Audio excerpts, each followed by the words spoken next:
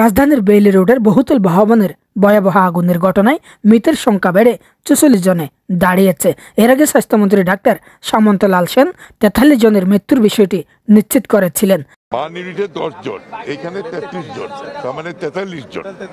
রাত ২টার দিকে এ তথ্য নিশ্চিত করেন স্বাস্থ্যমন্ত্রী। পরে রাজারবাগ পুলিশ হাসপাতালে মারা যান আরও একজন।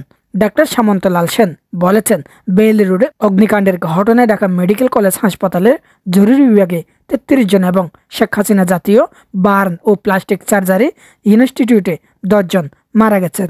জরুরি বিভাগ ও বার্ন ইনস্টিটিউট মিলিয়ে এখন পর্যন্ত আহত ২২ জন চিকিৎসাধীন আছেন।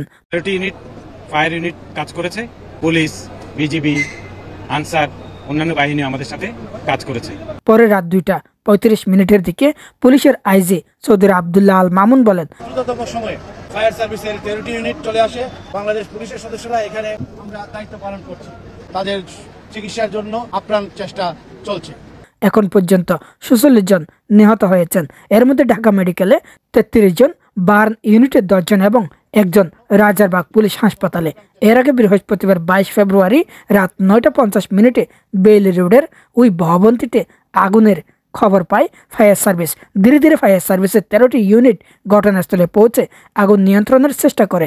১ ঘন্টার বেশি চেষ্টায় আগুন নিয়ন্ত্রণে আসে। পরে উদ্ধার কাজে যোগ দেয় বিজিবিও।